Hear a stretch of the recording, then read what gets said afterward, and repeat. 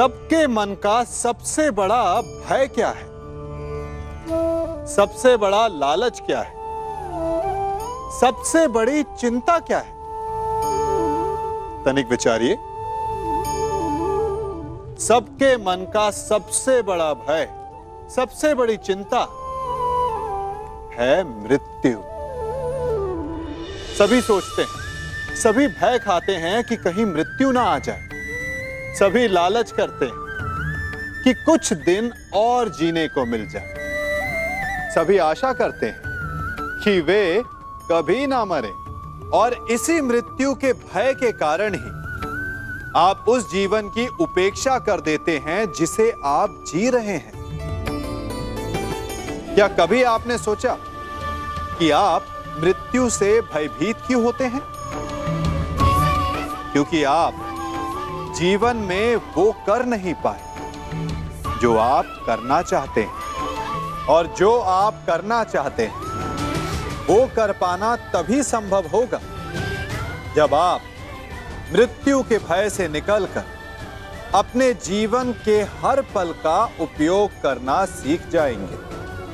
तो मृत्यु के भय से बचने का केवल एक ही मार्ग है, एक ही मंत्र है। अपने जीवन के हर पल को जियो।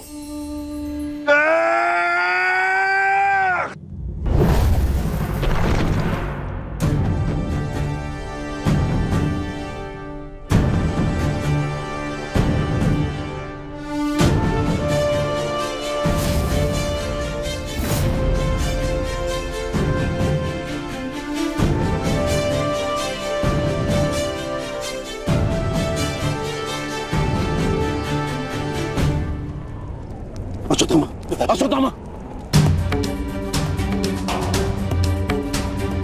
तुम ठीक तो हो पुत्र? पिताश्री,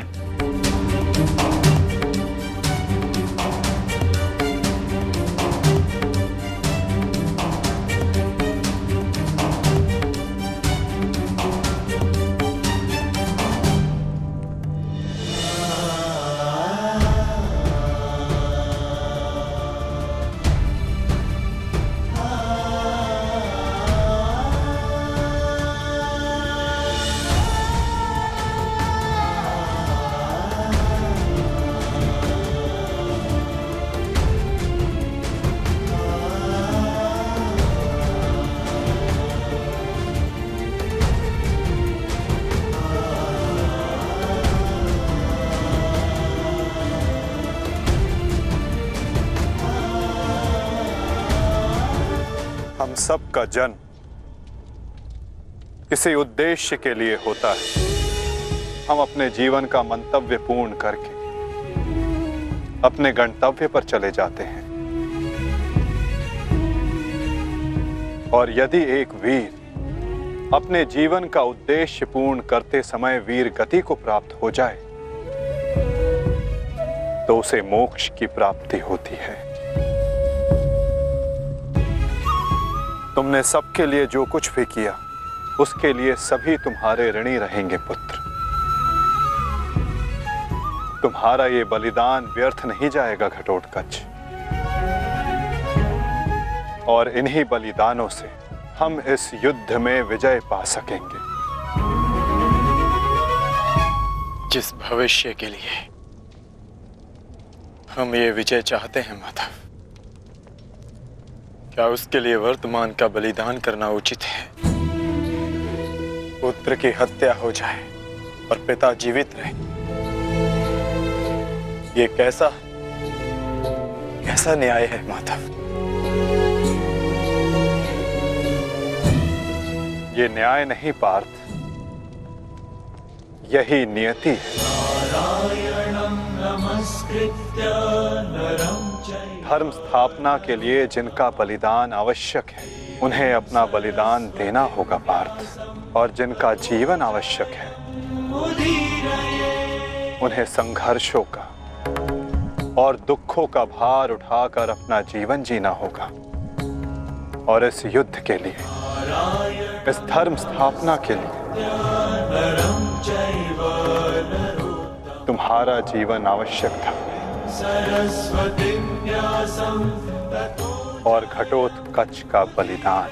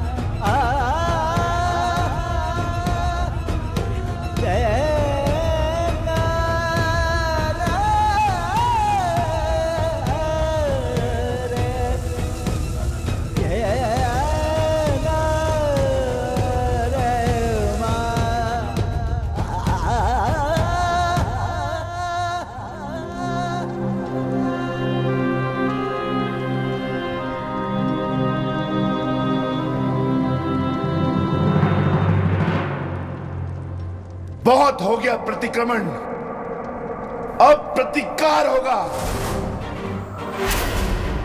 प्रतिकार होगा विकोदर, और वो भी उचित स्थान पर।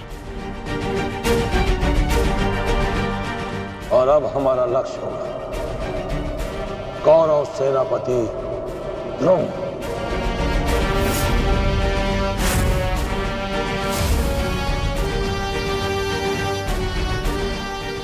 हाँ पिताश्री, कर्ण के पास केवल एक ही अस्त्र था अर्जुन के विरुद्ध, और वो उसका प्रयोग कर चुका है। अब ना तो उसके पास कोई शक्ति है और ना ही कोई कवच, इसलिए अब वो हमारे लिए संकट नहीं, किंतु आचार्य द्रोण को रोकना अति आवश्यक है।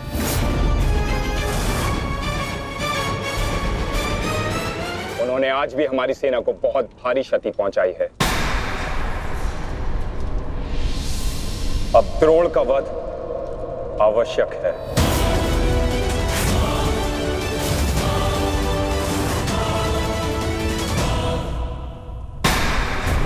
पिताश्री, पिताश्री,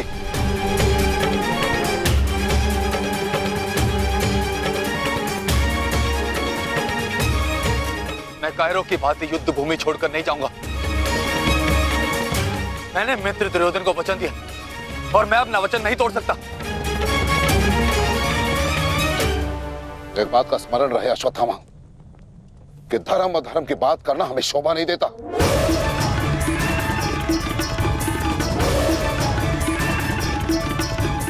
स्मरण है तुम्हें युद्ध भूमि में क्या हुआ? भीम तुम्हारा वध करने वाला था पुत्र, उसने यदि आज नहीं किया तो कल अवश्य कर देगा। मेरे पास तुम्हारे मृत्यु देखने का साहस नहीं है, उतनी शक्ति नहीं है मेरे पास, उतनी शक्ति नहीं है मेरे पास पुत्र। यदि तुम चाहते हो कि मैं यह युद्ध लड़ूं, तो तुम्हें युद्ध भूमि का त्याग देना होगा।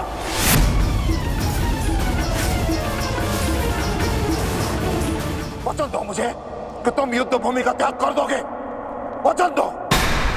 आचार्य द्रोण, यदि ऐसा है तो आप यह युद्ध भूमि छोड़कर जा सकते हैं,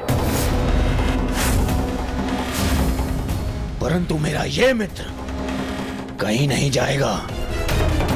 वैसे भी आप हमारे सेनापति हैं ना, सेनापति होने के पश्चात भी आप उन विपक्षियों का कुछ कर नहीं पाए, क्योंकि वो विपक्षी आपके प्रिय शिष्य हैं, इसलिए कुछ नहीं कर पाए हैं आप। शांत हो जाओ मित्र।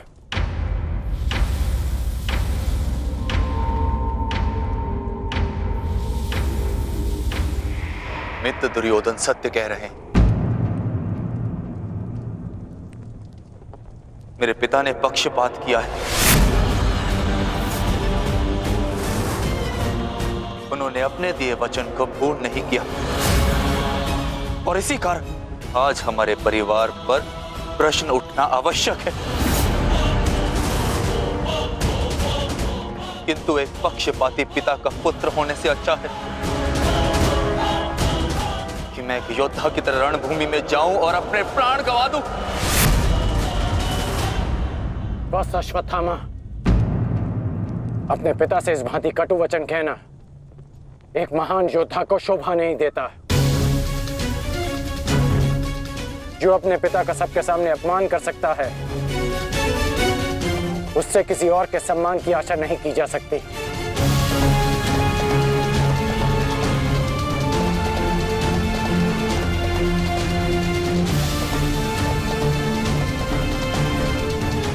क्षमा कर दीजिए पिताश्री, परंतु मैं इस युद्ध भूमि को छोड़कर कहीं नहीं जाऊंगा।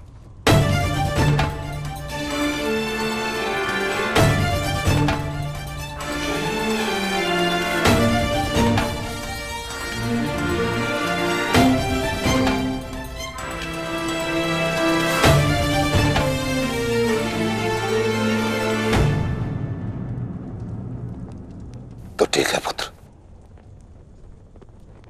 मैं तुम्हारी इच्छा का मान रखता हूं और आशा करता हूं कि नर्क से दूर रहने की शक्ति तुम्हारे पिंडदान में हो। आज केवल तुम्हारे कारण मुझे संपूर्णता से धर्म का त्याग करना होगा। एक पुत्र पिता के लिए बल होता है, परंतु आज तुम मेरे लिए निर्बलता सिद्ध हुए। और आप भी सुन लीजिए युवराज, यदि मैंने अपने संपूर्ण जीवन काल में पुण्य किया है तो उन समस्त पुण्यों का मैं कवच निर्मित करता हूं। यदि अपने जीवन में मैंने अपने शिष्यों को समान रूप से देखा होगा तो इस कवच को कोई नहीं फेंक सकता, कोई नहीं। यदि मैंने अपने शिष्यों को संभावना से कम और समर्पण से अधिक शिक्षा नहीं दी होगी तो आज मेरे हाथों से मेरे शस्त्रों को कोई नहीं छीन सकता। इसलिए मैं भारद्वाज पुत्र द्रोण प्रण लेता हूं कि इस कुरुक्षेत्र में जो योद्धा मेरे समक्ष आएगा मैं उसका वध कर दूंगा।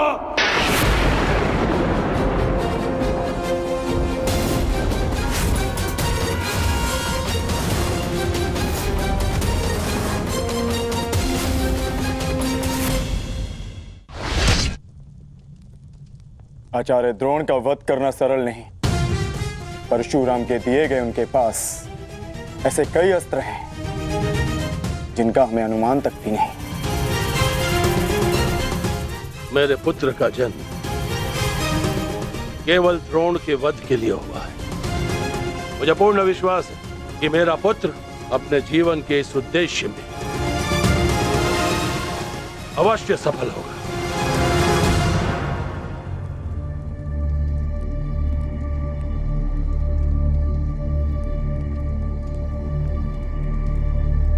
ये युद्ध सरल नहीं है कर्ण। तुम्हें अपना ध्यान केवल युद्ध पर केंद्रित करना होगा। मेरी चिंता का कारण मोह है वृषाली। वो मोह जो बड़े से बड़े योद्धा को निर्बल कर देता है और किसी की निर्बलता शत्रु का सबसे बड़ा शस्त्र न बन जाए। बस इसी बात की चिंता है। तुम्हारी चिंता स्वाभाविक है पार्थ। आचार्य द्रोण का वध करना सरल नहीं है, दृष्टद्युम्न के लिए भी नहीं।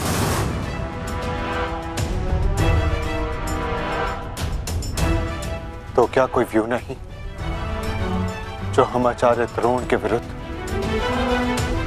उपयोग कर सके? मैंने कहा कि आचार्य द्रोण का वध करना सरल नहीं।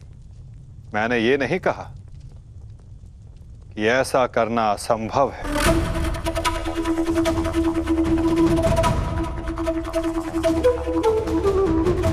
एक व्यू है जिसे आचार्य द्रोण भी नहीं तोड़ सकते।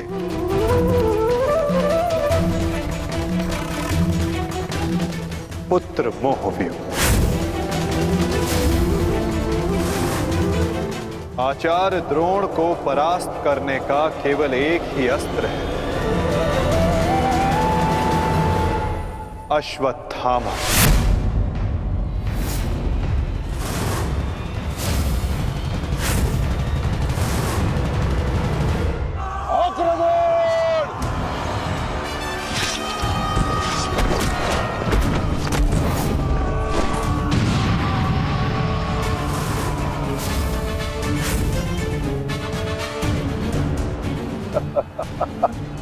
अच्छा है, तीसों भाई एक साथ मेरे समक्ष आ गए। अब नर्क तक की यात्रा के मार्ग में एकाकी अनुभव नहीं करोगे। सावधान भीम।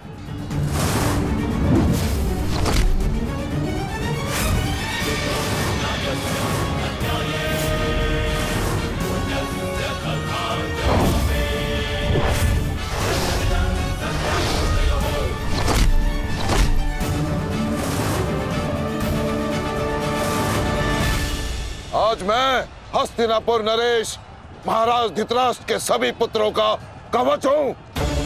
यदि किसी ने भी उन्हें हानि पहुंचाने का दुस्साहस किया तो उसे मृत्यु मैं स्वयं दूंगा, और ये मेरा संकल्प है।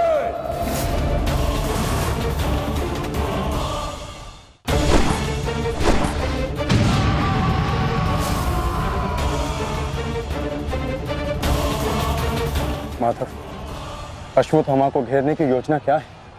हमारी योजना तो कब की प्रारंभ हो चुकी है पार्थ। क्या हुआ अश्वत्थामा? तुम्हारे पिताश्री कहाँ हैं? कहीं अपने काल को आता देख कहीं छिप तो नहीं गए? दृष्टिद्युम्न! ना आचार्य द्रोण किसी से भयभीत है और ना ही उनका पुत्र। आज अपने पिता के काल का काल मैं स्वयं बनूंगा।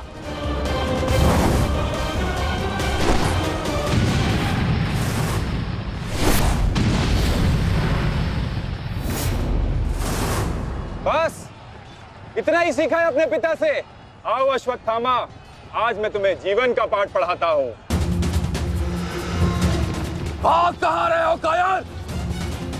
साहस है तो द्वंद्व करो। आरती, पीछा करो।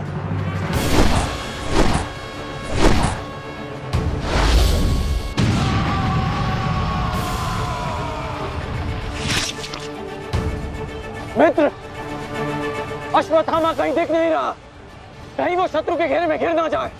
तुम आचार्य द्रोण के पीछे जाओ, मैं अश्वत्थामा को खोजता हूँ। ठीक है मित्र, सारथी। चलो सत्यसेन।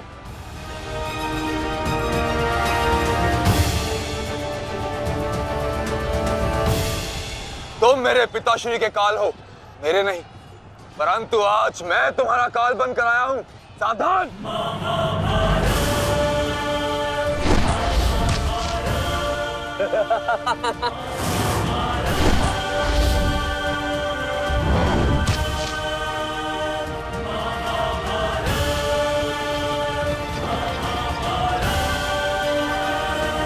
अच्छा हुआ कि पिता और पुत्र दोनों एक साथ मेरे सामने आ गए। आज तुम दोनों मेरे हाथों वीर गति को प्राप्त होगे।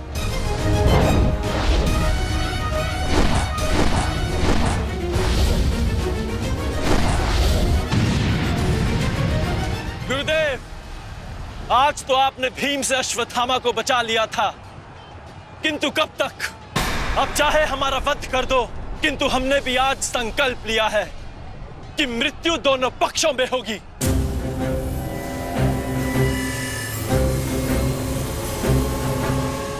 चलो सारथी, हमें वापस जाना है। जिक्र करो। अश्वत्थामा का अश्वत्थामा कहीं दिखाई नहीं दे रहा आचार्य, परंतु कर्ण उसी की खोज में गया है। चलो सारथी।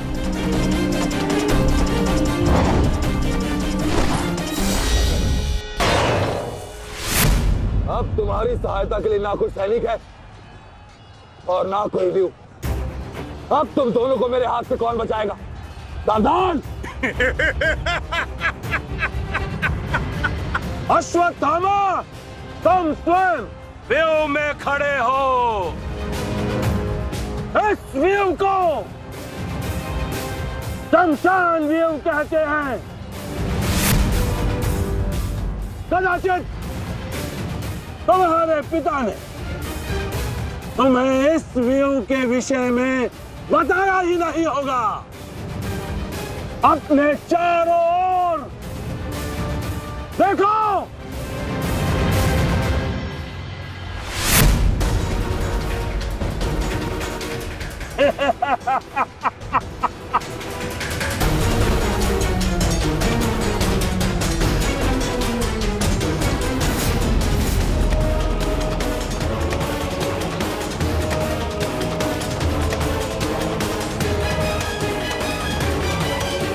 अश्वत्थामा, सावधान!